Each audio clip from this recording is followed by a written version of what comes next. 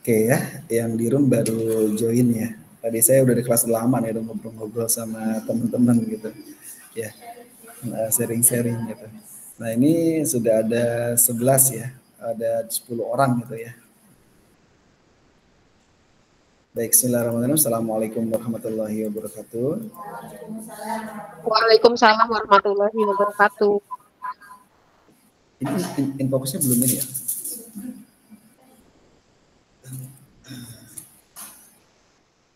Sebentar ya, saya persiapan dulu ya di ruangannya.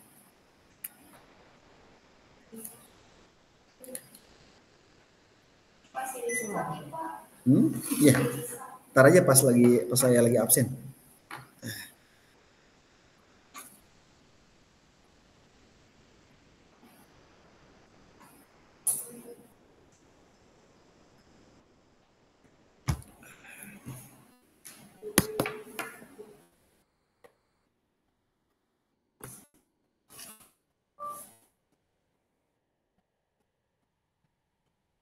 Ya, sambil ngupload ya.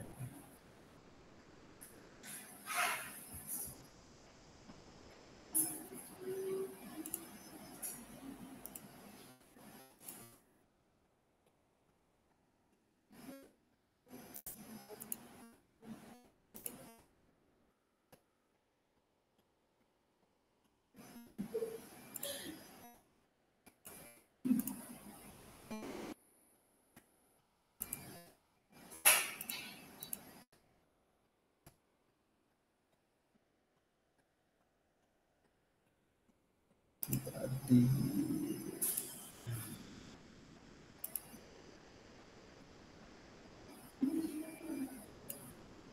kenapa Jidan? Ini di kemarin sudah selesai semua ya? Pakai 2. Kemarin sudah ujian, sudah semua ya? Sudah semua upload ya? Udah ya, aman ya? Nggak ada yang terlambat berarti. Oke, baik, hari ini kita akan discuss tentang ini nih, tentang keseimbangan pendapatan nasional ya. Ini di sesi ke-9.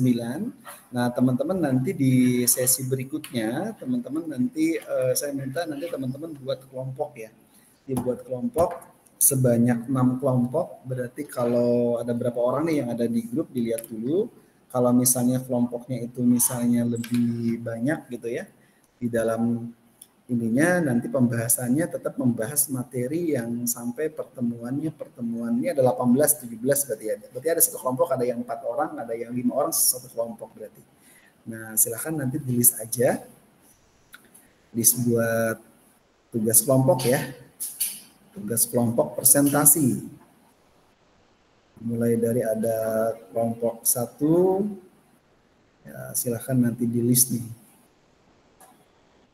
Ada 4 orang ya. Ada kelompok 2.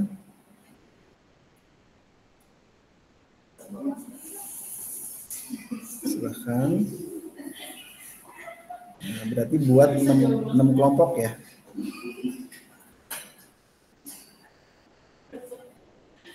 Jadi nanti ada 6 bahan ya. Jadi ada 6 kelompok.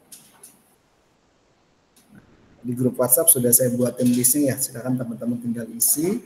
Nah, karena ini ada offline dan ada online, ya, berarti teman-teman nanti presentasinya yang offline semua. Yang online semua. Tetap nanti yang presentasi mereka yang offline itu juga tetap perwakilan dari salah satunya harus ada yang join gitu, agar bisa diinikan ya. Nanti kalau masalah ada alat juga tuh yang nanti buat presentasi kelompok ya.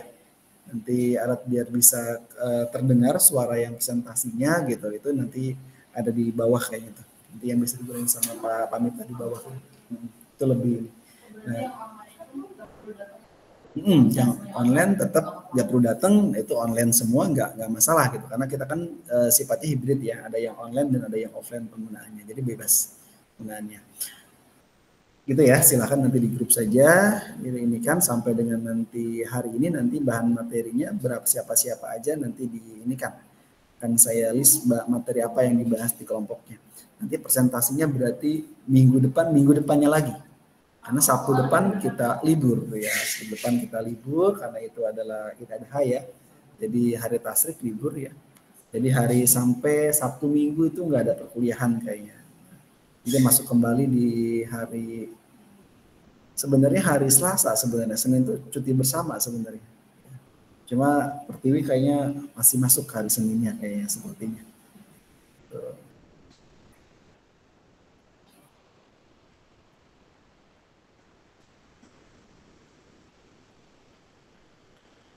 Nah, hari ini kita akan discuss berbicara tentang keseimbangan pendapatan nasional dan perekonomian di dua sektor ya di dalam perekonomian.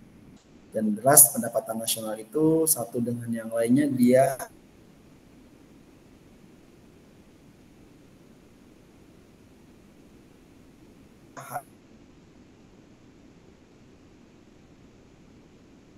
harus bisa menyeimbangkan dan apa pendapatan-pendapatan yang harus dengan yang lainnya. Perekonomian di negeri ini kalau dilihat berkembang apa tidak?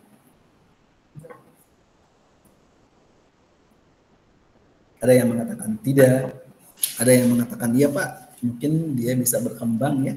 Nah, ini dalamnya tergantung dari pendapatan nasionalnya, yaitu pendapatan apa yang bisa didapatkan dalam suatu ini. Yuk kita ini kan ya dengan pendapatan perekonomian Indonesia. Nah, materi yang kita bahas ini berhubungan dengan yang pertama tentang masalah pengertian dari keseimbangan pendapatan nasional. Kemudian yang kedua adalah pentingnya keseimbangan ya pendapatan nasional ini dalam perekonomian. Ya. Yang ketiga adanya perbedaan antara perekonomian dua sektor dan tiga sektor ya di dalam perekonomian itu apa dalam. Nah, berbicara tentang keseimbangan pendapatan. Namanya pendapatan berarti segala sesuatu yang didapatkan oleh pemerintah secara nasional, secara global. Nah, itu apa pendapatannya? Suatu keadaan ekonomi di mana jumlah pendapatan nasional atau pendapatan agregat dalam suatu negara ini harus sejalan dengan jumlah pengeluaran agregat dalam negara yang sama. Nah, dalam keseimbangan pendapatan nasional, tingkat pendapatan nasional yang dihasilkan dalam perekonomian ini sama dengan tingkat pengeluaran agregat yang terjadinya itu apa? Keseimbangan. Keseimbangan pendapatan nasional ini dapat dijelaskan melalui ada pendapatan dua sektor atau pendapatan yang tiga sektor. Masing-masing dia punya pendekatan yang berbeda ya. Ada pendekatan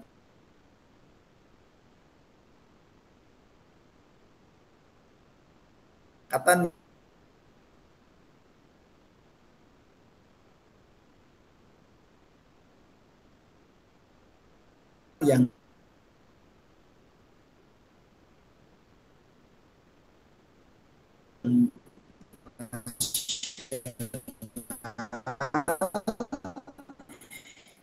tadi dua sektor ini melibatkan interaksi antara sektor rumah tangga dan sektor bisnis. Tapi kalau sektor dengan pendapatan yang diterima oleh rumah tangga ini, dia dapat dari mana Pak? Dari upah, dapat dari gaji, dapat dari keuntungan, dan dapat dari pendapatan lain. Dalam pendekatan ini, tingkat pendapatan nasional ini ditentukan oleh tingkat konsumsi rumah tangga dan tingkat investasi bisnisnya itu apa. Dalam pendekatan tiga sektor, keseimbangan pendapatan nasional ini tercapai jika ada pengeluaran agregatnya oleh rumah tangga di sini. Dalam bisnisnya dari pemerintah ini sama dengan pendapatan yang diterima oleh ketiga sektor tersebut. Ya, dalam pendekatan ini tingkat pendapatan nasional ini ditentukan oleh konsumsi rumah tangga, oleh investasi bisnis ya, dan pengeluaran pemerintah yang diinikan apa. Ada keseimbangan pendapatan nasional yang memiliki adanya inflasi penting. Jika pengeluaran agregatnya yang lebih tinggi daripada pendapatan nasionalnya. Jadi terjadi defisit nih ya, jika dapat menyebabkan terjadinya timbulnya suatu inflasi dari suatu pemerintah. Lalu saya sampaikan kan, inflasi setiap tahun itu pasti akan ada inflasi. Hampir 10-12%. Jadi kalau teman-teman naik gajinya 10-12%, sebenarnya sama. Dari tahun ke tahun itu sama. Saya dulu kerja di PT tahun 2006. Saya lulus SMA 2006, saya kerja di PT. Gaji saya UMR-nya 825.000 tahun 2006. Berarti 825.000 sekarang setara dengan 5 juta tahun 2006. 2006 sampai 2025 cuma butuh 19 tahun. 19 tahun tuh nilainya. Makanya kan gajinya gede, tinggi. Nilai nominalnya besar, tapi nilai uangnya sama, bahkan ya bisa lebih kecil. Jadi kalau teman-teman nabung uang, nabungnya dalam bentuk uang, rugi. So, ke bank tabungin 1 miliar setahun, gak diapa-apain begitu. Yang ada uang 1 M itu di tahun 2026 teman-teman ambil 1 M, sama-sama nomor 1 M, tetapi apa? Nilainya sudah turun 10%. Nilainya udah 900 juta. Karena inflasi. Kalau teman-teman nabungnya di logam mulia, dia kenaikannya stabil. Teman-teman nabung di saham, sahamnya naik, kemudian teman-teman setiap akhir tahun dapat dividen.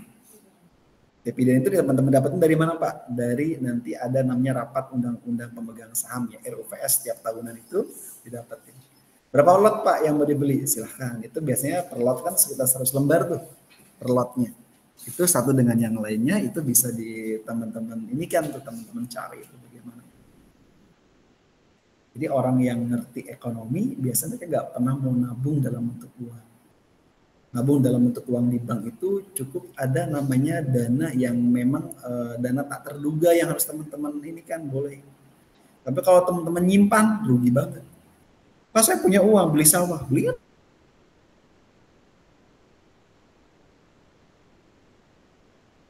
Nah, ada kamu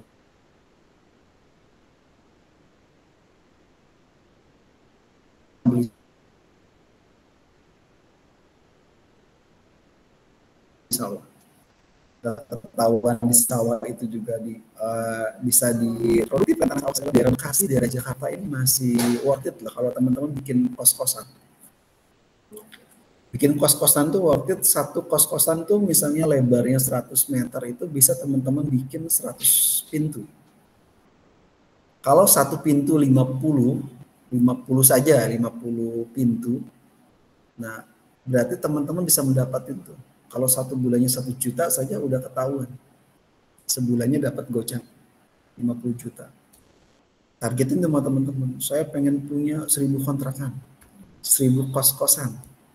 Nah, kalau 1000 kos-kosan dapatnya, satunya 1000 aja, udah 1 M per bulan dapatnya. Nggak kerja, nggak ngapa-ngapain, paling perbaikan cuma 10% tuh perbaikan setiap bulannya. Ada yang bocor, ada yang apa segala macam. Itu adalah bisnis yang nggak capek, nggak beresiko, duit jalan terus. Kenapa? Orang akan terus butuh. Sekarang Jidan dan teman-temannya masih muda, nanti akan ada Jidan-Jidan berikutnya. Ya kan, 20 tahun lagi ada yang masuk SMA ya, masuk dia kuliah, dia kerja. Itu fluktuatif. Daerah Bekasi, Kerawang, Jakarta itu ini. Teman saya bikin kos-kosan di daerah Kemanggisan, kos-kosannya ukurannya kecil. 30 meter kayak ukurannya, ukuran cuma 5 kali 6 kayaknya, 5 kali 6 atau 4 kali 6 dia. Sepetak. Kalau kotakan petakan lurus masih gede, itu gak gede. Dia cuma ada ruang tengah, ada bak toilet, kotak aja. Ya cuma dia fasilitasin AC, dia fasilitasin tempat tidur, dia fasilitasin meja, lemari gitu ya. Kalau yang kontraknya 1 orang itu 2.700.000. Kalau yang kontraknya 1 ruangan tuh 2 orang, kan dia tempat tidurnya 2 tuh, ada atas bawah, gitu kan, dibuat bertingkat, 3 juta. Ada berapa ya kemarin saya ke sana itu? 30 atau 40? Hitung aja. 3 juta kali ini.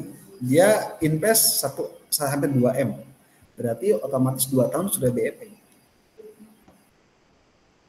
Daerah situ. 3 kali lipat. Dan orang terus ada. Ternyata guru SMP saya dulu, guru matematika, dia bukan orang bisnis, guru matematika.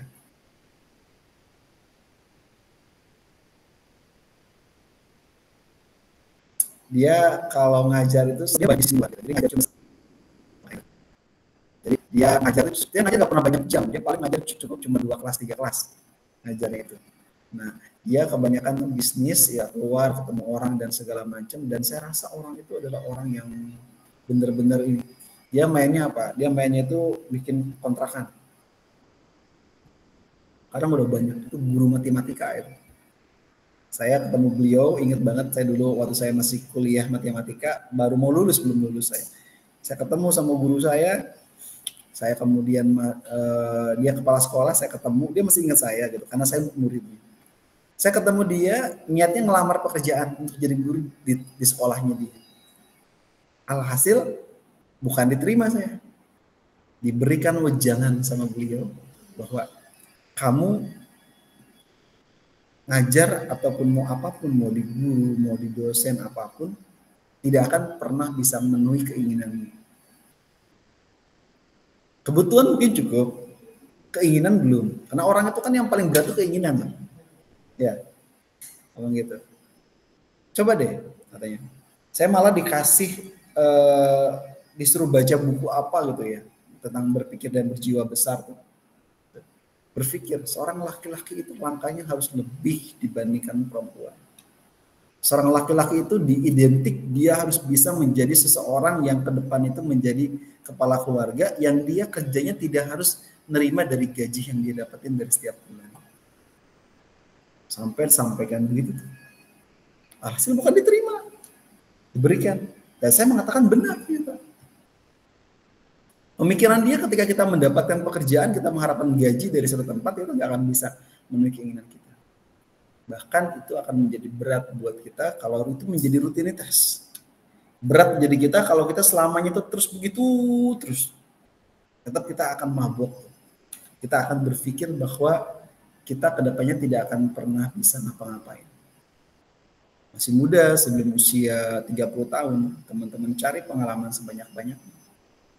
Kerja di tempat manapun, teman-teman keluar masuk itu hal biasa. Lakukan, cari pengalaman.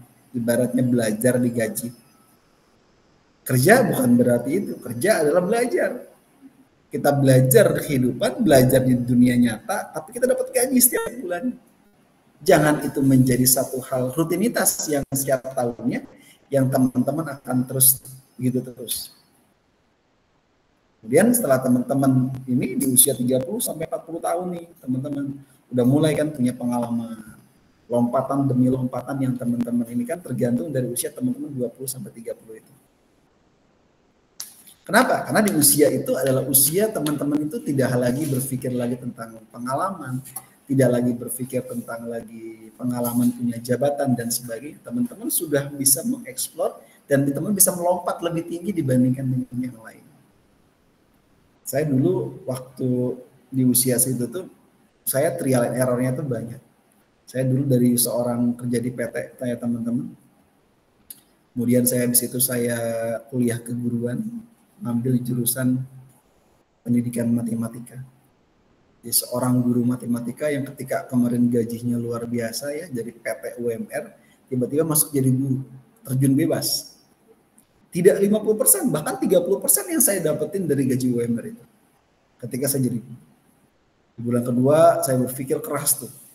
Bagaimana saya bisa punya side job yang lebih besar penghasilan daripada UMR. Saya akhirnya target pada waktu itu saya punya murid privat setiap hari minimal 1 orang.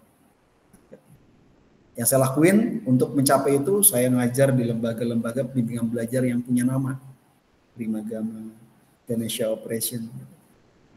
Dari mulut ke mulut tuh, orang tua murid segala macam akhirnya minta datang ke rumah masing-masing, ya privat. Dan sampai saya kuliah S3 pun masih ada sumbangsi dari gaji les privat saya. Baru mulai 2016 baru saya tinggalkan tuh les privat segala macam. Dari seorang guru. Orang mengatakan guru gajinya kecil, tapi saya mengatakan guru gajinya lebih besar. Dibandingkan dengan dosen, saya ngajar dosen dengan saya ngajar privat, dia ngajar privat. Itu artinya apa? Artinya sisi pandang seseorang melihat gaji seorang guru, gaji seorang dosen itu hanya melihat nominal dari ketika mereka mengajar. Padahal mengajar itu tidak bisa kita ukur nominalnya. Terus nyari uang di mana Pak? Di luar. Sampai saya terbiasa, saya dulu punya saya job, punya pekerjaan luar. Dan sampai sekarang saya dosen pun saya sering kerjaan luar. Walaupun saya full time di Pertiwi, saya bisa ini lebih fleksibel waktunya. Saya ketemu dengan teman-teman, rapat dengan tim, kemudian rapat online dan segala macam. Saya bisa melakukan semua kerjaan tidak hanya dari ngajar. Dan penghasilannya lebih besar di luar dibandingkan di kampus. Dan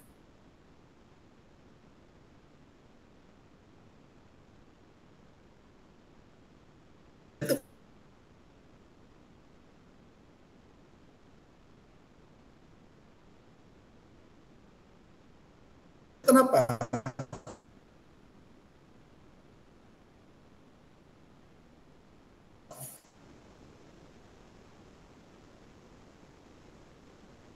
Karena apa?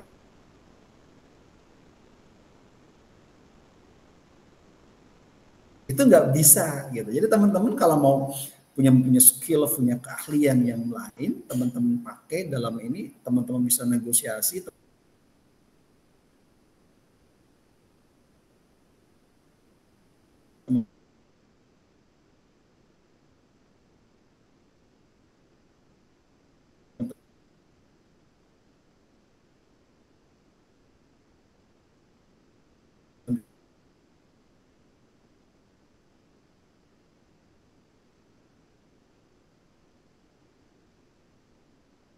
Bisa menjelaskan, membantu beberapa macam proyek, silahkan kerjakan. Tapi itu saya bisa Pak, saya kalau terus enak sih, cuma nggak bisa. Karena saya memikirkan ketika berpikir sesuatu hal itu harus step by step yang harus teman-teman. Setiap orang tuh punya target dalam hidupnya masing-masing. Makanya kalau ada orang yang iri pada orang lain, saya suka nanya, ada yang salah dalam otaknya dia. Karena kenapa? Target manusia itu ditentukan oleh dirinya sendiri. Di dalamnya saya punya target harian, saya punya target bulanan, saya punya target tahunan. Ya kan?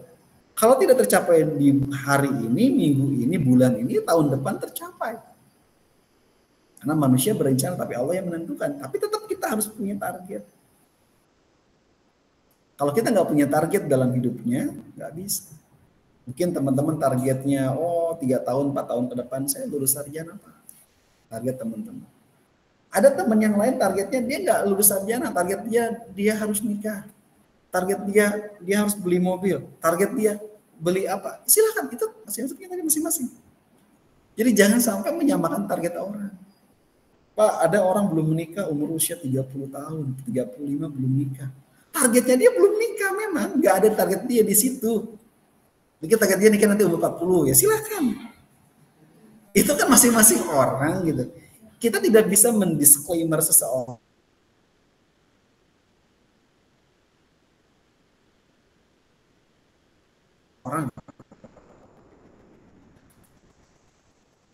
Mungkin dia belum ketemu jodohnya.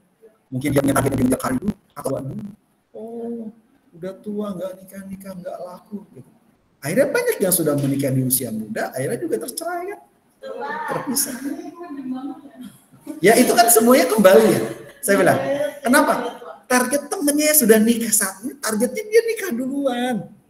Targetnya, teman-teman targetnya, mungkin di 2 tahun, 3 tahun ke depan sarjana dulu Pak saya targetnya.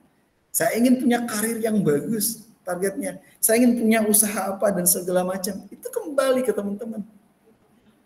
Saya kadang sama teman-teman saya gitu ya. Saya melihat saya bilang, target kita nggak sama.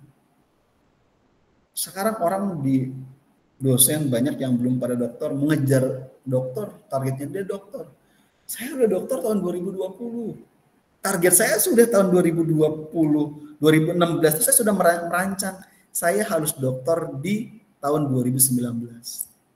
Tidak tercapai 2019, 2020 melenceng setahun. Target saya melenceng. Gak apa-apa. Masih dalam batas. Dan target-target itulah yang harus teman-teman kejar.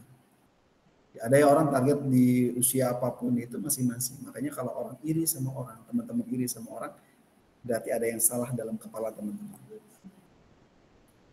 Jadi nggak boleh iri sama tetangga, tidak boleh iri sama teman, tidak boleh iri sama siapapun. Semua targetnya masing-masing beda. Ya kan? Nah, kita berkaca ke KDM. KDM dulu jadi wakil Bupati Purwakarta 5 tahun, Bupati Purwakarta 2 periode 10 tahun ya.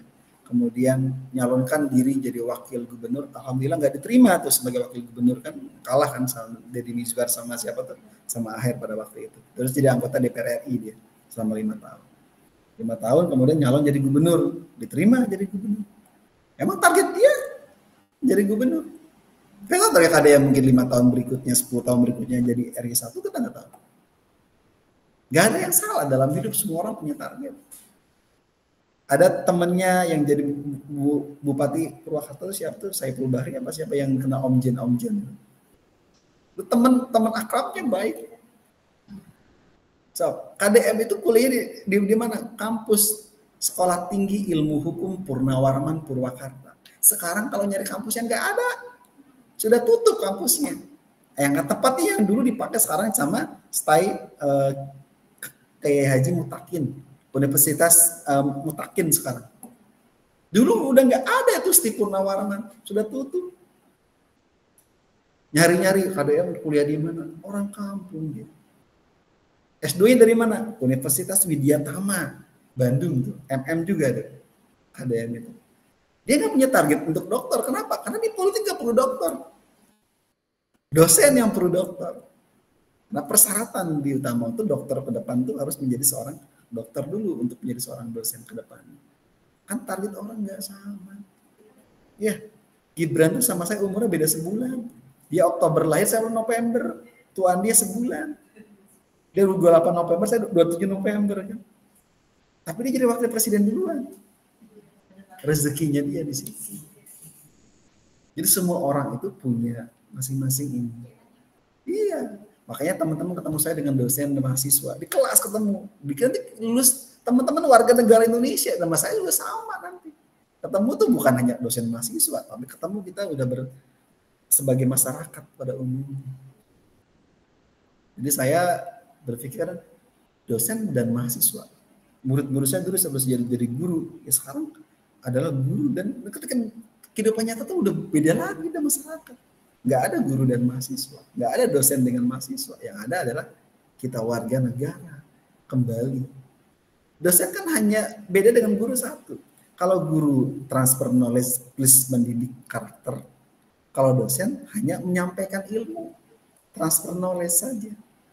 Jadi karakternya teman-teman udah pada dewasa, udah pada gede-gede. Belajarnya beda. Kalau anak-anak andragogi, teman-teman udah pedagogi. Jadi nggak lagi karakternya, oh terlambat harus dihukum di kelas, nggak ada kayak gitu, ya kan? Nggak ada ketika teman-teman misalnya nggak pakai seragam dihukum di sekolah, kan nggak ada kan? Gitu ya. Itu adalah pendidikan yang memang di sekolah dasar menengah. Di perguruan tinggi sudah dianggapnya dewasa dan teman-teman sudah menjadi orang yang ibaratnya siap kembali ke masyarakat untuk berdedikasi, untuk punya prestasi ke depannya itu. Karena manusia yang hebat adalah manusia yang dia punya prestasi ke depan itu dikenal sama banyak orang. Kata teman-teman, kalau mau jadi orang yang manfaatnya banyak buat orang lain, selain teman-teman jadi seorang pengusaha, teman-teman harus menjadi seorang yang minimal bupati, minimal gubernur, ya. Gitu. Soalnya saya di alumni S3 saya itu banyak para pejabat, ada bupati sudah ada gitu ya. Sekarang kampusnya dibeli sama Prof. Ma'ruf Amin udah dari tahun 2021 atau 2022 tuh. Udah dibeli sama Ma'ruf Amin. Yang belum ada tuh di sana itu yang lulus yang jadi presiden belum ada. Jadi semua orang itu berhak. Tidak harus presiden itu lulusan dari kampus UGM. Pernah juga presiden di Indonesia juga lulusan dari IPB pernah. Ya, SBY itu dari IPB. Kalau sekarang Pak Prabowo kan militer dia, dari militer. Ada Bu Mega nggak lulus sekolah kuliahnya, Ya, berapa dia kuliah? Nggak lulus. Tapi punya kampus Bung Karno. Tapi dia diangkat jadi profesor. Ya, Profesor HC, honoris causa, beri penghargaan. Prof Habibie dari luar negeri. Ya, bikin pesawat dulu. Jadi Pak Harto lulusan SMP apa SMA tuh Pak Harto? SMA kayaknya. Ya kan? Ya. Terus siapa lagi jadi Gus Dur? Gus Dur kiai pesantren. Karena persyaratan jadi presiden cuma lulusan SMA. Teman-teman udah bisa punya syarat tuh. Lah, dosen dituntut untuk kuliah dokter S3. Presiden SMA cukup. Stop. Gak ada. Artinya apa? Artinya teman-teman sudah punya tuh persyaratan mutlak. Kemarin saya lihat dari video YouTube-nya Haritanu Sudibjo. Dia dulu adalah dropout SMA. SMA nggak lulus. Saking dia dulu ininya ya, mungkin nggak punya uang atau mungkin nakal segala macam, dia nggak lulus. Terus dia nerusin paket C. Terus dia kuliah di luar negeri dapat beasiswa. S1, S2 dapat beasiswa. Sekarang jadi orang kaya. Gitu. Orang itu punya jalan ceritanya masing-masing. Pak, saya kuliah nggak lulus, ya nggak apa-apa. Pertanyaannya, kuliah itu adalah proses teman-teman pematangan pola pikir.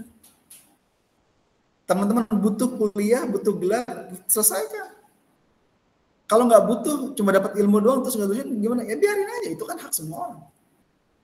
Karena kuliah bukan wajib belajar 13 tahun. Karena TK setahun, SD, SMP, SMA wajib belajar 13 tahun. S1 itu masuk sedikit banget di kita, berapa persen? Apalagi S3 0, sekian. Dan belum tentu orang-orang yang hebat ya secara akademisi, belum tentu dia menjadi orang yang hebat di bidang yang lain. Saya meneliti, melihat, observasi dengan beberapa orang-orang yang hebat di kedua hal, praktisi dan akademisi dan dia pengusaha itu hanya orang-orang tertentu. Saya termasuk dosen saya, pembimbing saya, promotor doktor saya itu beliau adalah orang akademisinya dia hebat, praktisi dia hebat, pengusaha juga ini. Ada orang-orang yang hebat di pendidikan, dapat gelar jadi guru besar, profesor, tapi belum tentu dia pun bisa punya usaha. Yang ada profesor tidak bisa diwariskan, ya hati-hati ya. Jadi kalau teman-teman niat jadi profesor, hati-hati karena profesor itu nggak bisa diwarisin ke anak, bisa buat diri sendiri. Sama kayak konsultan, sama kayak profesional. Ya, ke depan tuh perjuangan yang lebih berat itu teman-teman harus punya target dalam hidupnya itu bagaimana teman-teman bisa mempunyai aset atau investasi yang bisa nanti diturunkan keturunannya. Itu yang paling TOP. Iya. Kalau misalnya teman-teman bisa hanya untuk diri sendiri, ingat loh, umur manusia itu berbatas. Saya kemarin lihat status teman saya. Kemarin ketemu saya itu waktu saya masih jadi dosen di daerah Cikarang. Terus akhirnya saya nggak pernah ketemu lama, dia kepala sekolah SMK. Kemarin saya dapat informasi sudah meninggal. Usianya masih di 40-an usianya. Masih 40-an. Itu usia. Jadi seberapa penting dan seberapa ini tergantung kita bagaimana kita menyikapi hidup kita ke depan. Jadi tidak ada orang yang hebat dapat gelar banyak ya, enggak juga. Karena percuma dapat gelar banyak kalau tidak berdampak, tidak punya suatu hal yang ke depannya ya kasihan. Saya malah kadang berpikir kalau dapat gelar tinggi, gelar banyak itu satu. Kalau gelar dunia kita cari semaksimal mungkin sebanyak-banyaknya ya. Sementara kita tidak pernah belajar ilmu agama. Yang salah dalam hidup kita apa? Profesor B.J. Habibie, beliau termasuk salah satu idola saya ya, saya mengidolakan beliau karena beliau itu orang-orang hebat ya, dia profesor engineering di bidang teknologi, tapi beliau ketika dia di masa dia tua, di mana masa-masa dia sendiri ya, dia pernah berstatement, ternyata keilmuan yang saya dapatkan selama saya kuliah dulu sampai saya jadi guru besar sampai saya jadi presiden RI, sampai saya bisa bikin pesawat sendiri. Tapi ilmu yang paling baik adalah bukan ilmu dunia, tapi ilmu akhirat. Ilmu akhirat itu dianggap penting di saat kita akan kembali. Tapi ilmu dunia ternyata tidak ada apa-apanya. Saya baca itu, saya lihat videonya juga Prof. Habibie, saya mengatakan benar ya. Karena manusia mengejar suatu hal hanya mengejar dunia, tidak menyeimbangkan ya. Sebenarnya lebih bagus Prof. Habibie itu berarti dua dia. Dia tersadarkan, dia membaca ilmu agama, belajar ilmu agama di usia-usia dia ini. Tapi masih bagus. Di usia gitu. Nah keilmuan itu yang kita dapat. Banyak orang yang harus memadukan. Ya bukan berarti Pak, kalau gitu saya belajar ilmu agama terus, ya enggak juga. Orang penting belajar teknologi, orang penting belajar ilmu tentang manajemen, orang penting belajar ilmu tentang teknik atau apapun itu dibutuhkan di dunia ini. Kalau kita nggak ngerti itu, kita ketinggalan sama orang-orang luar. Maaf, Cina sudah hebat dengan kehebatannya. Jepang sudah sekarang udah bikin robot dia. Di sekolah robot udah banyak kan. Ceweknya karena kalau misalnya dia mungkin bentuknya di dalam itu kabel-kabel segala macam, kemudian dibalut dengan wajahnya seperti wajah manusia, dengan semua posturnya, mungkin itu kita nggak tahu. Sekarang kita tahu dia robot ini, kenapa? Karena dia masih dalam bentuknya itu masih dalam kabel-kabel, masih terlihat ya. Tapi mukanya udah bentuk manusia asli, mirip. Gitu. Kalau itu terjadi dan mereka bisa, kita nggak bisa, kita ketinggalan. Gitu. Manusia itu biasanya akan ada namanya titik nadir di dalam kehidupan. Titik di mana dia akan menjadi pelecut dia untuk menjadi orang hebat. Saya melihat film ini ya, film Doraemon. Nobita itu dari dulu pemalas dan dia mengandalkan Doraemon. Akhirnya Doraemonnya dia udah nggak bisa ngapa-ngapain, baterainya habis, dan ketika diganti baterai itu nggak bisa, karena kalau dia diganti baterai dia memorinya akan hilang semua. Nobita nggak mau, akhirnya Nobita masuk SMA, pinter dia, sekolah, belajar segala macam, sampai dia menjadi orang teknologi yang terhebat pada waktu masanya di film itu. Artinya apa? Nobita tersadar bahwa kehidupan tidak ada yang bisa membantu siapapun kecuali diri dia sendiri. Akhirnya dia berbalas budi ke Doraemon, dia ada pelecut tuh jadi orang hebat. Jadilah dia orang yang hebat. Inti dari film itu amanahnya apa? Sama kayak teman-teman. Ketika teman-teman punya pelecut, saya ingin membahagiakan orang tua, saya ingin membahagiakan saudara, saya ingin membahagiakan orang banyak. Teman-teman akan menjadi suatu energi yang positif yang lebih dalam diri teman-teman untuk mendapatkan apa yang teman-teman inginkan. Tapi kalau teman-teman dalamnya hanya sekedar memenuhi kebutuhan diri sendiri, tanpa ini ya berat juga sih, karena pelecutnya belum ada. Orang ketika berada di titik terendah itu kayak ibarat bola bekel. Bola bekel yang ketika dijatuhkan, jatuh dengan sedalam-dalamnya, dia akan punya pantulan yang lebih tinggi dia untuk menjadi orang hebat. Nah, kehebatan tergantung kita, bisa nggak kita hebat? Bukan orang lain, ya. Kalau orang lain tuh biasanya akan lebih senang ngelihat kita susah. Karena kenapa? Karena kalau melihat kita susah, dia akan senang, akan happy. Oh, kita di bawah kita, dia tepuk tangan. Tapi kalau kita happy, kita bahagia, kita senang, orang banyak yang nggak suka. Itu wajar. Jadi pemimpin juga gitu, pro kontra. Ada yang senang, ada yang tidak senang.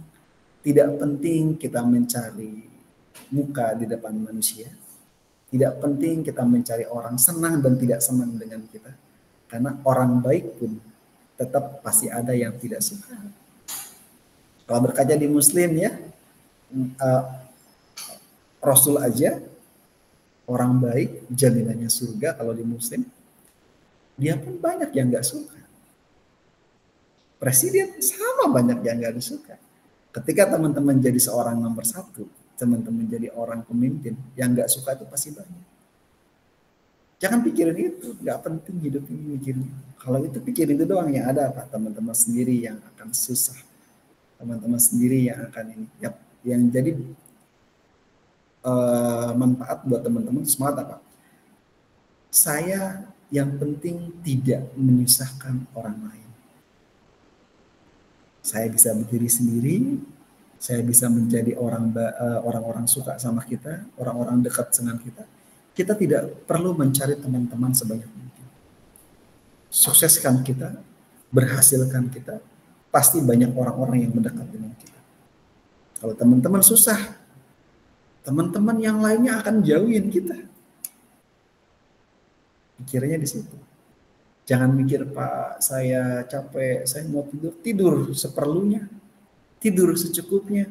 Ya, kalau orang nganggur, orang tidur terus-menerus setiap hari, apa bedanya dengan orang yang dikubur? Dia tidur selama-lamanya. Nanti kita juga akan tidur selama-lamanya kalau kita mati. Bener gak?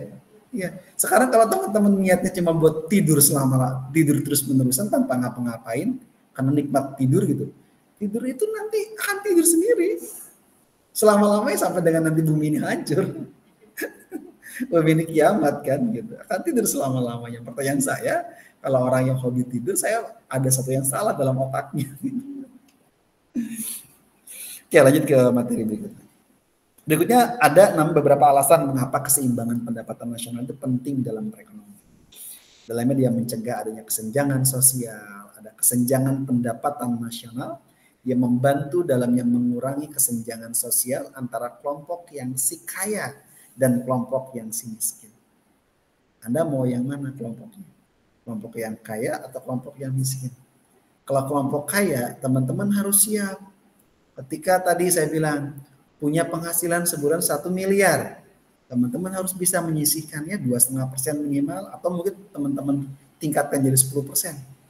Untuk teman-teman zakat infak sedekahnya harus siap. Kalau teman-teman nggak siap, Pak, 1 miliar 100 juta setiap bulan saya keluarkan. Gitu ya. Teman-teman nggak, hatinya nggak mau, teman-teman nggak bakalan jadi orang kaya deh. Karena kenapa? Ngeluarin aja susah gitu. Nah, jadi kalau teman-teman mau jadi orang kaya, dari sekarang udah mulai itu. Siap bulan sisihkan 2,5% keluarkan. Atau 10% teman-teman keluarkan. Jadi akan terbiasa nanti. Teman-teman punya penghasilan 10 M per bulan, 1 M setiap bulan teman-teman untuk berikan, untuk giving sama siapapun, teman-teman nggak keberatan. Dimulai dari hal kecil. Kalau teman-teman nggak sapa, semakin kaya orang kan semakin susah untuk berderma. Semakin kaya orang akan maruk hartanya seperti korun ya. Dia nggak mau ngeluarin. Pertanyaan saya, Tuhan tidak akan mengizinkan kita kaya kalau kita nggak mau berbagi, benar nggak? Kalau Anda nggak mau tadi 10% dikeluarkan, berarti Anda mental miskin. Dia minta paksa. Ya sekarang dunia ini kan semuanya penuh ketidakpastian. Kalau kita tidak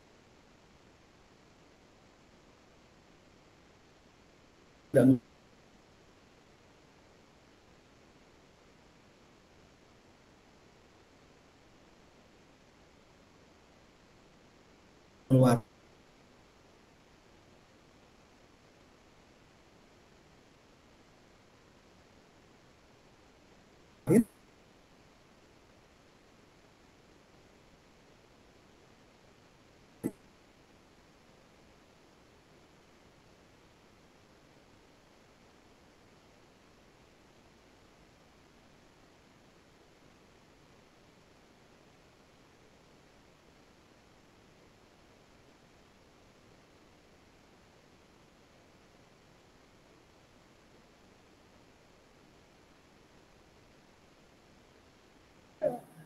dunia yang kita menjadi orang yang bermanfaat buat orang.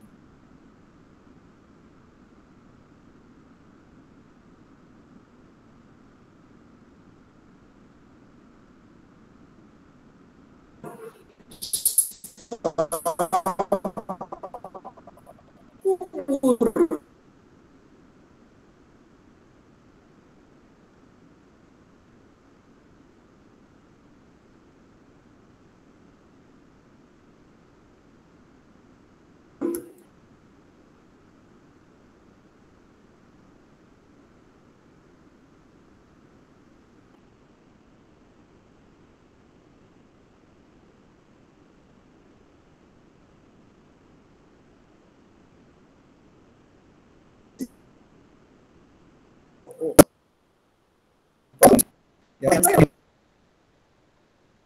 itu cuma puluhan tahun. Teman-teman jadi presiden, jadi bupati, jadi gubernur, itu cuma puluhan tahun, berapa periode. Maksimalkan yang teman-teman ingin maksimalkan di situ. Yang penting teman-teman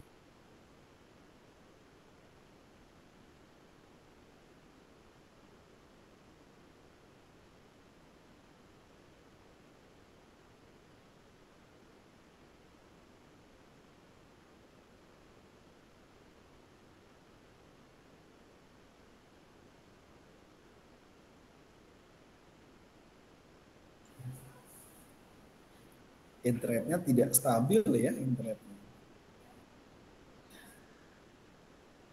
Jadi hilang-hilangan.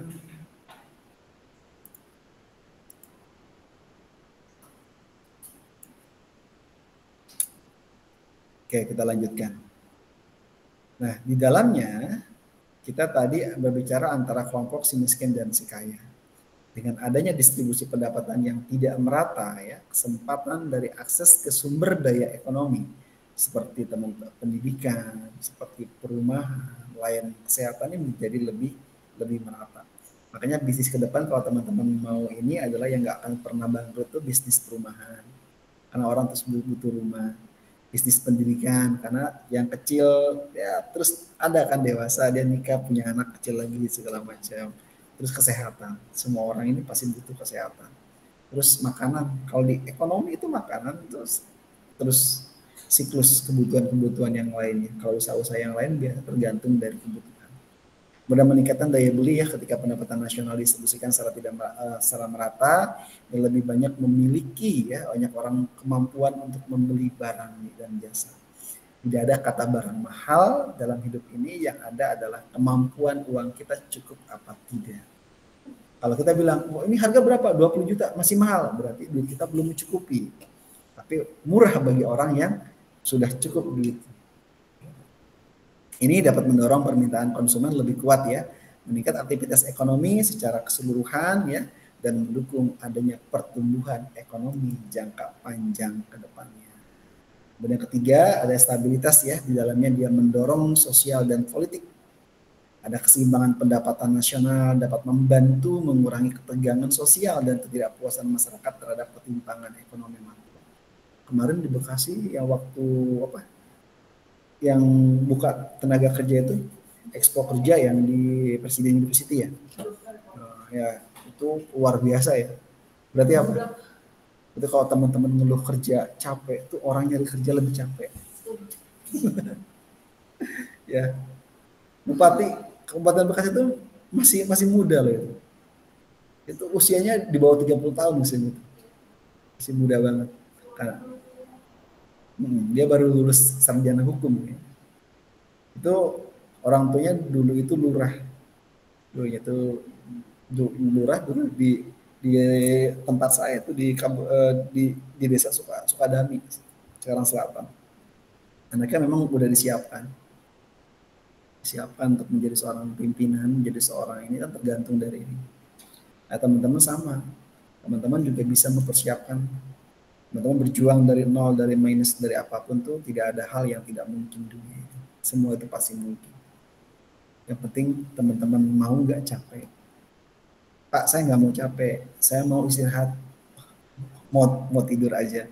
Nanti juga ada waktunya teman-teman tidur selama-lamanya nggak bisa dibangunin. Makanya kalau ada orang ngomong gitu saya kayak ini, tidur itu kalau capek lelah nikmat banget. Tapi kalau teman-teman tidur doang nggak ada apa-apa, ya kalau sesekali teman-teman dalam udah Pak saya pengen bulannya saya pengen malas-malasan nih 1 hari dipakai buat malas-malasan buat tubuhnya rehat lagi nggak apa-apa. Tapi kalau setiap hari itu masalah dalam hidupnya. 4, mendorong ya mobilitas sosial, keseimbangan pendapatan nasional yang adil dan dapat membuka peluang adanya mobilitas sosial yang lebih besar ke depannya. Kemudian ketika pendapatan dan kesempatan ekonomi terkonsentrasi dalam kelompok ekonomi tertentu, yang kemungkinan ada mobilitas sosial menjadi terbatas. Yang kelima, peningkatan pembangunan manusia, IPM-nya gimana? Ada keseimbangan pendapatan nasional juga berhubung dengan peningkatan pembangunan manusia yang mencakup aspek-aspek seperti pendidikan, kesehatan, dan kualitas hidup. Pendapatan yang merata ini memberikan akses yang lebih baik ya ke layanan pendidikan, dan kesehatan yang diperlukan untuk meningkatkan kualitas hidup secara menyeluruh. Nah, ini perbedaan tadi ya antara yang 2 sektor dan 3 sektor. Perbedaannya di mana Pak letaknya? Perekonomian 2 sektor dan 3 sektor terletak pada jumlah sektor ekonomi yang terlibat di dalamnya. Perekonomian 2 sektor, ini ada perekonomian 2 sektor terdiri dari sektor primer dan sekunder. Primer, sektor ini melibatkan ekonomi yang berhubungan dengan sumber daya alam dalamnya seperti pertanian, ya, perkebunan, perburuan, penangkapan ikan, pertambangan, dan kehutanan. Ada lagi sektor sekunder. Ini adalah sektor ini melibatkan kegiatan ya pengelolaan sumber daya alam dari sektor primer seperti ada industri pengolahan, adanya manufaktur, adanya konstruksi, dan adanya energi dalamnya. Perekonomian 2 sektor ini biasanya ditemukan pada negara-negara yang masih dalam tahap pembangunan ekonomi. Nah ini ya, ini kalau sektor perekonomian 2 sektor, nah dari rumah tangga dia beli barang dan jasanya di sini beli ke perusahaan. Perusahaan ya, dia ngasih tuh gaji, dia ngasih upah, dia ngasih bunga, dia ngasih sewa, dia ngasih dividen. Intinya sama, teman-teman kerja dapetin uang dari perusahaan untuk beli barang-barang perusahaan yang diciptakan. Jadi ini ada 2 sektor. Kemudian bagaimana yang 3 sektor? Yang 3 sektor ini melibatkan perekonomian yang di dalamnya itu ada 3 sektor utama dalam struktur ekonomi, yaitu sektor primer, sekunder, dan sektor tersier. Primer sama dengan tadi ya, 2 sektor itu adalah tentang pertanian, perburuan, pertambangan, dan kehutanan. Sektor sekundernya tetap sama ya, ada industri manufaktur dan konstruksi yang di dalamnya. Namun perbedaannya terletak pada sektor tersier yang mencakup kegiatan seperti perdagangan, ada keuangan, ada pariwisata, ada transportasi, ada pendidikan, ada kesehatan, dan sebagainya. Perekonomian sektor ini lebih maju daripada perekonomian 2 sektor karena adanya perkembangan sektor jasa di dalamnya. Nah ini kalau perkembangannya. Jadi dalamnya rumah tangga di sini itu bermula yang pertama itu dari perusahaan. Perusahaan yang menciptakan barang dan jasa yang ada ya, manusia kerja di sini, dapat uang di sini. Mau dia owner pun dapat keuntungan dari sini kan. Dia punya gaji, dia punya upah, dia ada pinjaman, dia punya bunga juga, punya sewa, dividen juga, dan sebagainya. Ini ada rumah tangga dalamnya. Rumah tangga beli barang kepada perusahaan yang ada. Tapi sebelum itu, sebelum dia beli barang dan jasa, ingat rumah tangga pun perlu adanya gaji yang dia terima. Dia pun punya namanya bunga ya, punya juga dia berhubungan dengan transfer atau subsidi yang didapatin dari pemerintah yang dalamnya. Pemerintah ngasih subsidi ke pemerintah, tapi ingat kita perlu bayar pajak. Pajak didapatin dari rumah tangga. Pemerintah dapat uang dikelola buat operasional pemerintah. Pemerintah kemudian sisanya akan subsidi kepada rakyat. Sebenarnya bukan pemerintah yang baik, uang kita juga, ya, uang dari rakyat, oleh rakyat, dan untuk rakyat. Pertanyaannya, ketika mereka mengatasnamakan rakyat, mereka adalah wakil rakyat, berarti yang paling tinggi rakyat, bukan pejabat.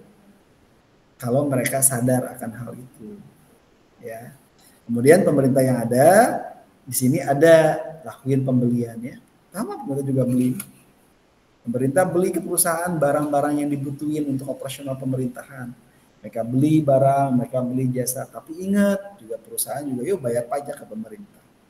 Jadi intinya ini merupakan siklus yang harus diinikan ya, berhubungan dengan 3 sektor ini.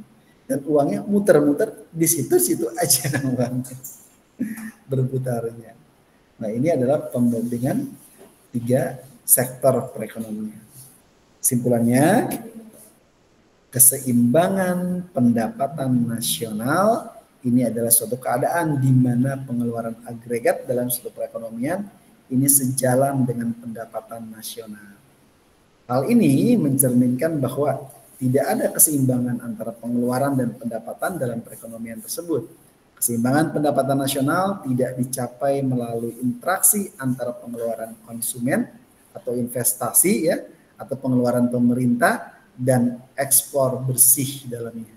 Jika pengeluaran agregat sama dengan pendapatan nasional, maka perekonomian berada dalam keseimbangan. Dalam ekonomi, keseimbangan pendapatan berperan penting di dalamnya itu menentukan tingkat outputnya, tingkat harganya, tingkat pengangguran, dan pertumbuhan ekonomi ke depan. Jadi intinya tetap siklus yang tadi perekonomian yang 3 sektor ini satu dengan yang lainnya ini bisa diinikan ya, di keuangannya berputar di sini. Makanya kita mau jadi yang mana? Kita hanya mau di rumah tangga saja atau mau kita jadi owner perusahaan? Pilihan. Jadi karyawan pilihan, jadi pekerja pilihan, jadi owner, jadi pemilik juga pilihan. Ya. Jadi silahkan mau milih yang mana. Tidak ada yang salah. Tidak ada semuanya owner, ya. Karena owner adalah orang-orang yang siap. Kalau karyawan ya orang-orang yang siap ketika dia kerja, tapi untuk masa depan dia ya pikirkan sendiri ke depan. Karena ke depan teman-teman akan ada waktunya pensiun. Sebenarnya pensiun itu bukan ini ya. Dia adalah salah satu hal yang memang teman-teman sudah dianggap tidak produktif. Kemudian teman-teman diinikan ya. Baik, kita presensi dulu ya.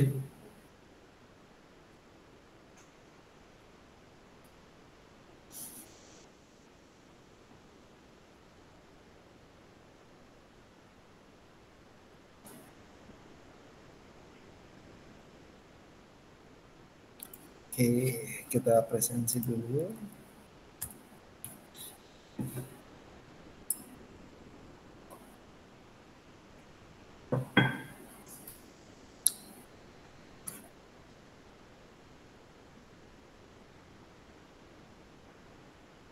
Tadi tentang keseimbangan. Keseimbangan pendapatan nasional.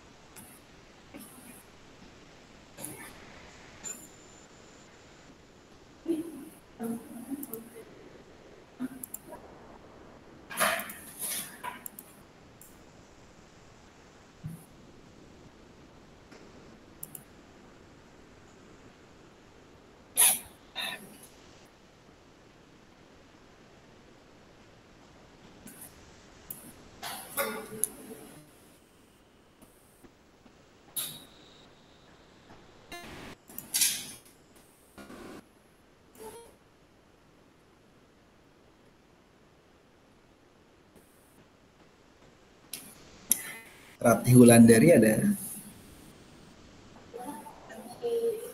di MIT. Sri Rahayu. Hadir Bapak. Ling Kristiani. Hadir Pak. Selvianita. Maya Susanti. Jadi ini yang hadirnya separuh-separuh ya. Iya. Offline dan online. Sebenarnya kuliah itu kalau misalnya nggak ada ini enakan offline. Karena bisa lebih ketemu teman, santai, rehat ketika capek di tempat kerja, ketemu teman-teman itu sehat kembali. Saya dulu kuliah waktu S1 itu nyata cuma satu, jalan-jalan. Saya kuliah di Jakarta waktu saya S1. Kemudian ketika pas kuliah itu kan itu kuliah full dari pagi sampai sore. Belajarnya 4 mata kuliah, hitungan semua. Jadi ketemu ke sana itu udah stres kan. Jadi ketemu teman-teman tuh ketawa-ketawa gitu.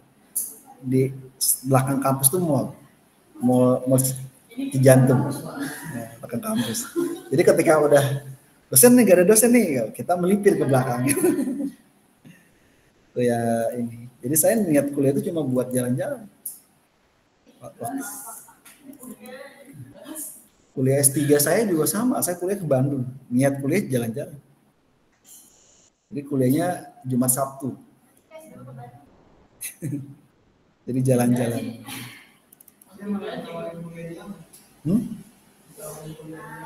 Di mana? Yaman. Terus? Kenapa? Mumpung masih muda belum nikah.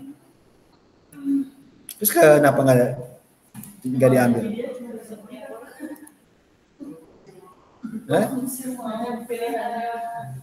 Ada peluang itu kadang mungkin takdirnya di situ, dan ketika misalnya Allah inginkan Jidan, oh Jidan pengennya di situ, tapi Allah berkata kamu di sana aja gitu. Nah itu ada hikmah di situ, dan tapi kembali ke ini, dan nanti bisa bercerita ketika udah nikah sama anaknya. Nggak cerita. Tapi pilihan ya. Tapi sama orang tua dikasih izin nggak? Terus? Lah, orang tua udah ngasih izin nggak apa-apa. Tapi itu masih target apa? Khatamin Khatam Quran. Belum ini.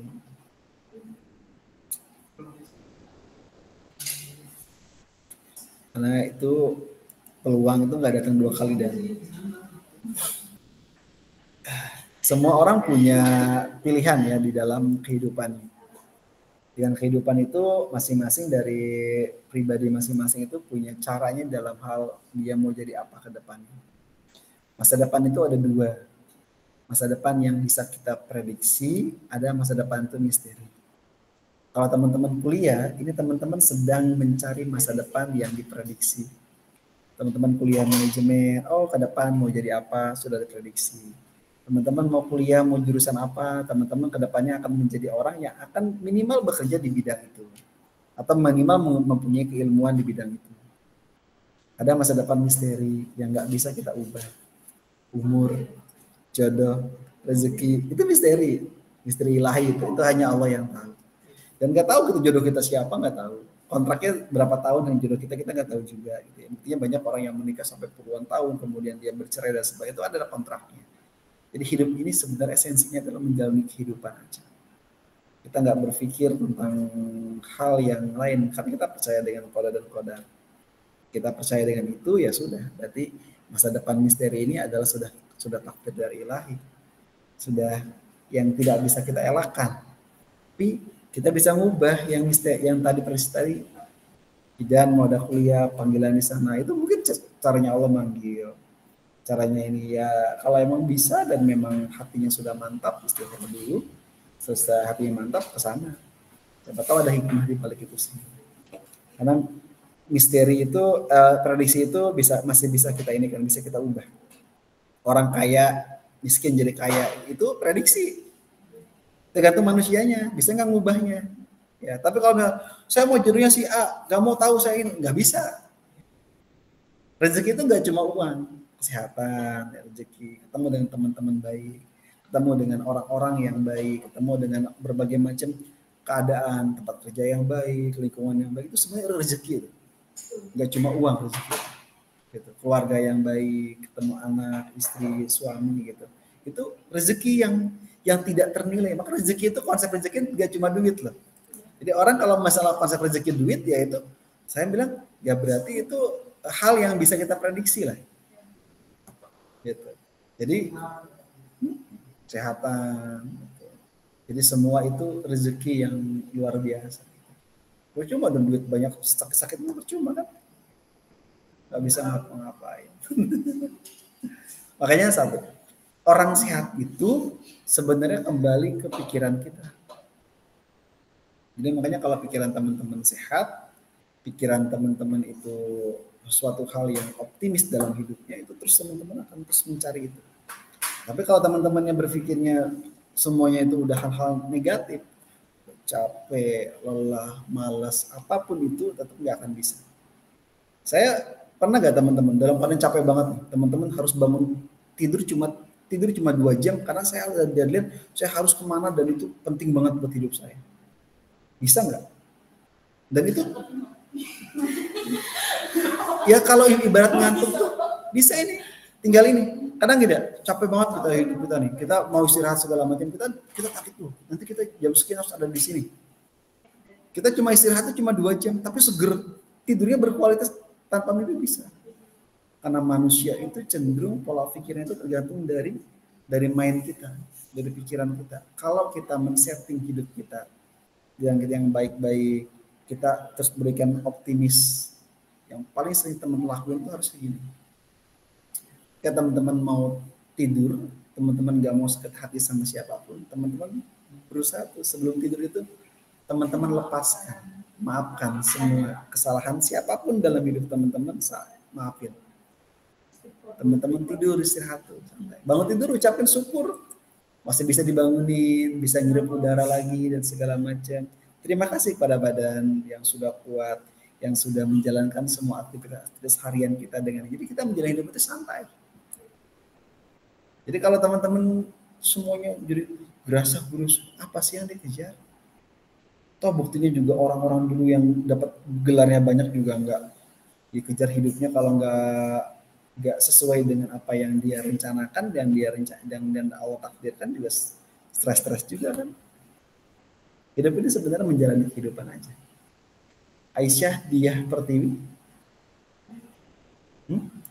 Ini kenapa namanya Pertiwi terus kuliah di Pertiwi? Jadi kalau misalnya namanya kan ada tuh Sipi, Aisyah Diah Pertiwi. Karena Aisyah Diah Pertiwi, Sipinya lulusan S1 Universitas Pertiwi gitu. Jadi namanya ada. Dia Dini Andini. Hadir, Pak. Ini orang Sunda diulang-ulang. Enggak, Pak. Enggak. Oh bukan? Oh bukan nih, bukan orang Sunda katanya. Sunda, Pak, Sunda. Sunda Jawa. Oh, Sunda. Oh iya benar. Sunda Jawa, Pak. Oh, Sunda Jawa, Jasun ya. Ntar dibilangnya bukan Jasun. Elisa Trisenda Aritona. Hadir, Pak. Ada Elisa? Ada, Pak, hadir. Ada Dedi Agustian. Hadir, Pak. Siti Melisa. Hadir, Pak. Hadir.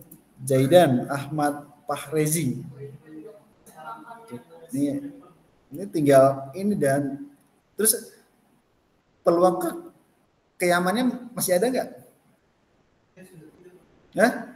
Sudah tidak. Itu keputusan, ya itulah hidup ya. Jadi orang ngambil keputusan pada saat itu dan nggak ngambil ya sudah, mungkin ya bukan itu yang terbaik. Gitu. Saya itu akan dia tes di mana?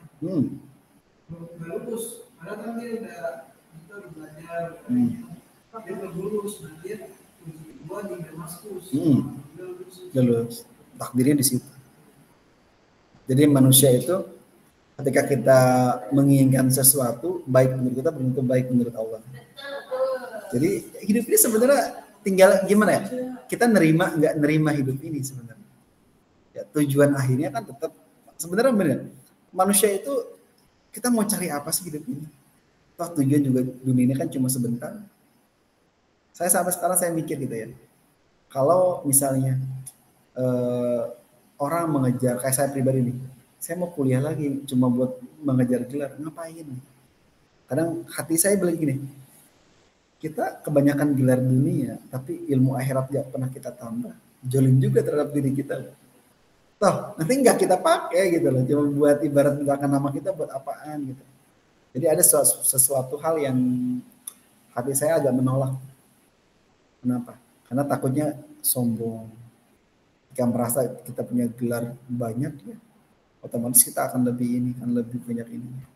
Saya ada beberapa teman-teman saya, bahkan saya kuliah di Unpam itu ada gelarnya itu nih, direktur paskanya S1-nya 4 kali, S2-nya dia 4 kali, S3-nya sekali. sudah profesor nih. Loh, saya membayangkan nih kalau misalnya ini gelarnya segini banyaknya gitu ya, terus dia pakai semua. Ya syukur kalau dia nggak sombong ya, nggak dalam hatinya. Cuma kalau saya pribadi, kalau misalnya ini kayak berat banget. Saya nggak nyebutin namanya nih, gelar yang dia punya nih. S1 4 kali. Beda-beda. Bisa. Teman-teman mau kuliah lagi satu di tempat berbeda, boleh. Nanti setelah lulus S2, terus S3 mau S1 lagi juga boleh. Cuma kadang-kadang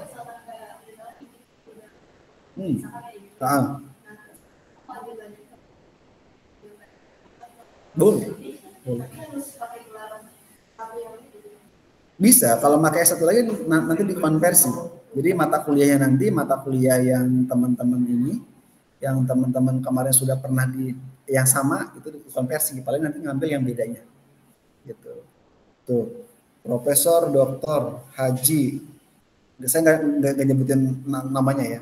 SE, SIKOM, ESOS, SH, MBA, MM, MSI, MH.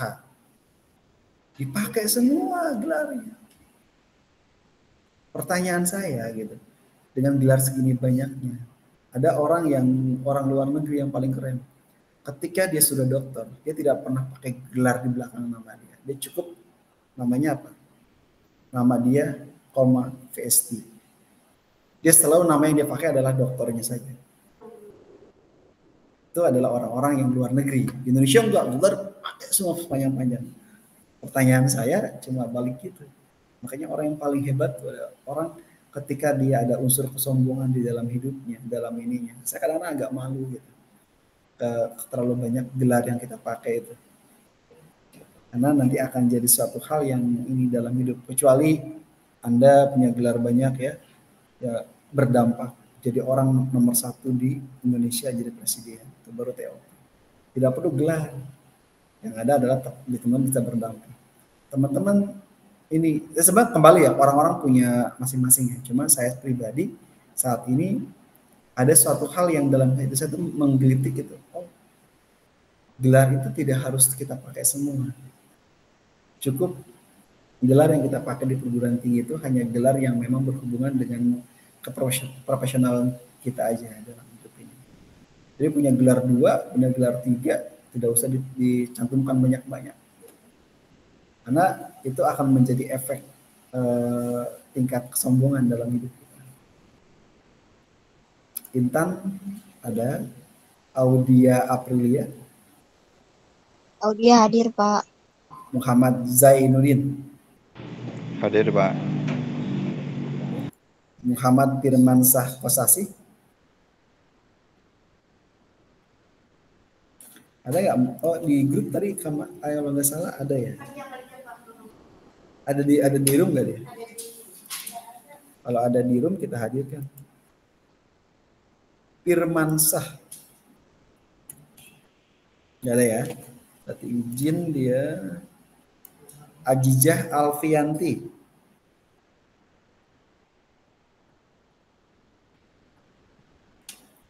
Ajijah ada? Ajijah ada ya, Alfianti.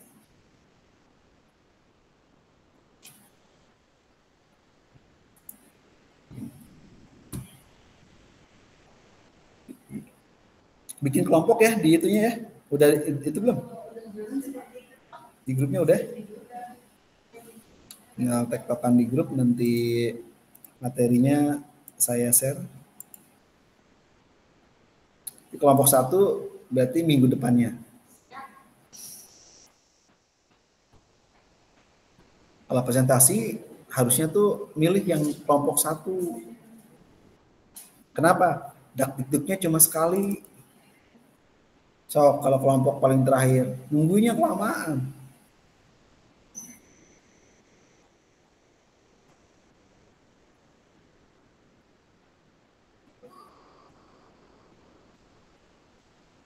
Silakan, ada pertanyaan? Ini ya kalau yang di offline kayaknya udah buru-buru pengen cepat istirahat. Karena mereka harus ngejar waktu ya, jam 1 mereka udah siap-siap ya. Karena kebahagiaan offline tuh dia bisa kumpul bareng-bareng sama temennya ya. Pada saat istirahat dia sambil ketawa-ketawa ya, melepas lelah. Karena ketawa itu sehat. Ya. Jadi makanya kuliah itu sebenarnya paling enak itu offline.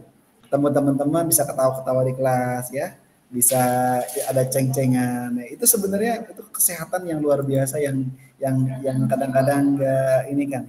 Teman-teman capek di tempat kerja gitu ya. Maka saya bilang kan obat yang paling baik itu adalah kuliah, itu adalah buat jalan-jalan. Jadi jangan mikirin kuliah ngapain Pak, nyari ilmu tuh nomor sekian. Yang penting happy dulu. Kalau udah happy, udah merasa dirinya dia ini, itu lebih keren. Dan itu lebih tersalurkan gitu ya. Monggo, ada? Silakan.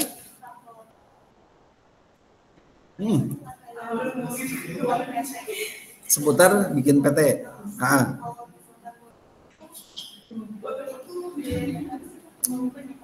Pembuatan PT itu sebenarnya kan tapi PT sekarang ada namanya PT perorangan, 1 orang cukup. Tapi saran saya nggak menyarankan itu. PT perorangan ini, karena ini perorangan berarti pemiliknya 1 orang, nanti juga NPWP-nya juga NPWP pribadi. Semua transaksi teman-teman secara transaksi perorangan itu dianggapnya transaksi PT. Pajaknya lebih tinggi.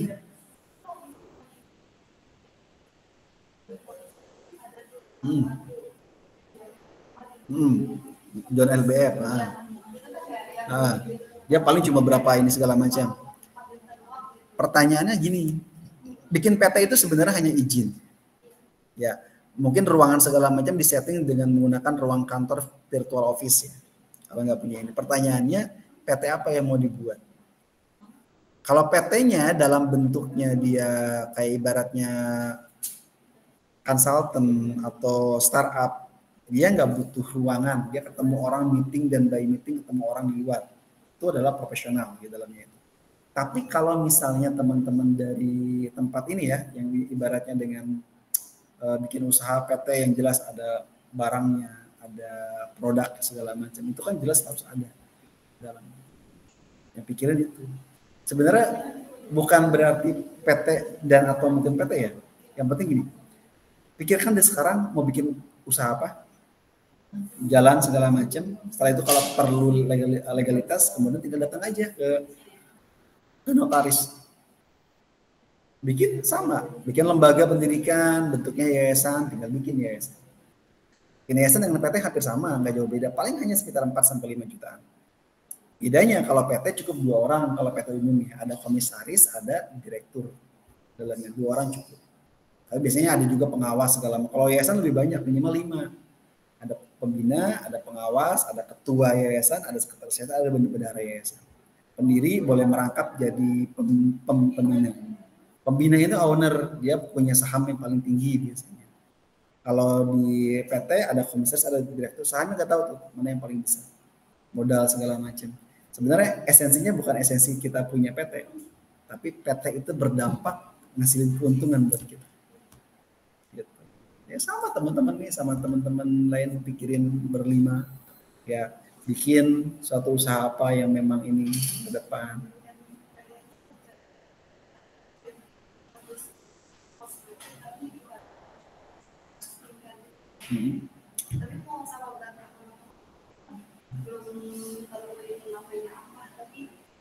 Kosmetik itu agak lebih riskan ya, karena hubungannya dengan kecantikan ya, itu perlu uji segala macam, beraneka ragam. Mahasiswa kita ada dulu, kalau saya tuh mahasiswa waktu saya ngajar pemasaran itu mahasiswa Kerawang juga, itu dia ada tuh, dia dulu kerja di mana kemudian dia bikin segala macam ya, itu kan juga sama, ada Badan POM segala macamnya. Dan kosmetik itu lebih mahal itu gini, orang itu harus berani menengah ke atas. 2, cari influencernya artis make, kemudian orang akan ini. Tapi kalau misalnya cuma kecil-kecilan segala macam itu agak sulit orang menerima ya. Bener. Ruangnya yang memang diinikan adalah harus benar-benar berani, benar-benar ini. Karena orang ketika memasarkan produk baru misalnya, orang akan lebih sulit menerima yang baru itu. Tapi produk yang sudah muncul namanya, kayak misalnya Natasha gitu, oh orang udah percaya tuh ini karena dia udah ada segala macam ini. Atau mungkin produk apa yang memang kayak ini, memang itu akan terus dibutuhin sih. Gitu. Cocok tuh kalau mau mendalami itu di kosmetik ya sebenarnya harus lebih ahli di bidang itu karena misalnya punya lisensi sendiri.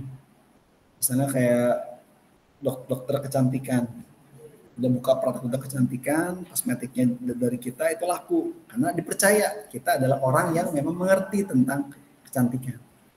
Gitu. Karena orang zaman sekarang udah melek dengan izin, melek dengan keahlian, melek dengan gelar, dan orang akan percaya itu. Nih. Sekarang kalau teman-teman maaf nih lulusan SMA, teman-teman mengatakan kopi Starbucks, ini kopinya enak luar biasa segala macam. Terus teman-teman orang akan percaya nggak? Kalau dia bungkusnya bukan Starbucks, teman-teman cuma kopinya di gelas biasa, kemudian teman masukin, percaya nggak? Nggak percaya. Tapi seorang profesional, seorang konsultan, air putih bilang, ini air putih manis, sehat, dengan pH sekian segala macam. Padahal airnya air biasa, air aqua biasa dimasukin ke tempat biasa. Percaya nggak? Percaya, karena percaya sama gelarnya. Percaya sama lisensinya, percaya sama keahlian dia. Di situ masalah. Makanya kalau mau terjun ke sana, saran saya harus punya gate orang yang memang di situ. Cuma kalau enggak beresiko, nah, wah ini merkuri terlalu banyak segala macam, risiko tinggi. Nanti yang kena apa? Nanti akan kena jadi masalah di situ. Pikirkan ibaratnya resikonya ke depan itu apa.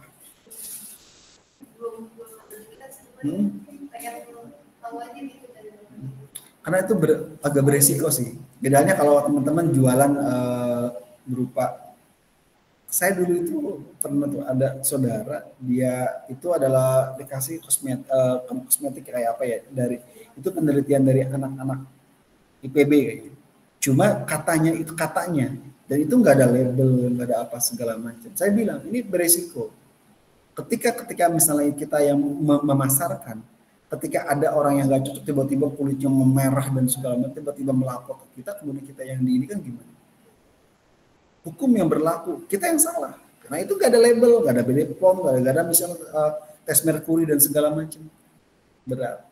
Makanya kecuali kalau memang udah jelas dia produknya ini nggak apa-apa. Mulai coba. Kalau mau belajar kosmetik, nah ini coba cari kosmetik apa yang sudah jelas. Jadi pemasar dulu. Pemasar produk yang ini teman-teman akan tahu berbagai macam karakteristik orang. Karakteristik orang yang ada teman-teman bisa menjual tuh hebat. Saya sebenarnya sekarang tuh lagi pengen tuh saya belajar di properti ya. Saya pengen sebenarnya kerja di properti, kayak jual apartemen dan sebagainya gitu ya. Saya pengen tahu tuh gimana cara memasarkannya, kemudian ilmu jualnya yang paling bagus di situ. Kalau teman-teman punya tuh pengalaman, teman-teman coba di situ. Punya kalian jual properti, jual suatu ini, itu tuh teman-teman akan menjadi orang yang hebat. Ada namanya skill jual. Itu yang kadang teman-teman dapatkan dari properti itu. Teman-teman banyaklah sebenarnya keilmuan itu tidak harus didapatin dari bangku kuliah. Banyak hal yang teman-teman bisa dapatin dari luar. Sebenarnya hanya lisensi yang teman-teman butuhkan karena Indonesia masih melihat gelar di situ. Terus semangat ya, nanti ke depan ya pikirkan dulu resiko yang segala macam, jangan sampai nanti produknya nggak jelas, nah itu nanti akan berat. Kemarin tuh ini saya agak-agak, karena itu masalahnya wajah ya, wajah itu yang terlihat di muka, nah itu yang lebih ini banget, agak lebih riskan kalau ketika kan tidak semua kulit cocok. Tiba-tiba baru makan sekali udah merah kayak udang rebus gitu kan. Wah tiba-tiba ada di komplain, wah resikonya tinggi banget. Oke, ada lagi? Cukup ya? Kalau tidak ada kita cukupkan perkuliahan kita hari ini ya. Sampai jumpa di 2 minggu yang akan datang. Karena minggu depan kita libur, ya libur Idul Adha ya. Terima kasih yang di room maupun yang di offline yang di kampus Cikarang. Terima kasih kita bersama. Alhamdulillahirabbil alamin. Assalamualaikum warahmatullahi wabarakatuh. Waalaikumsalam.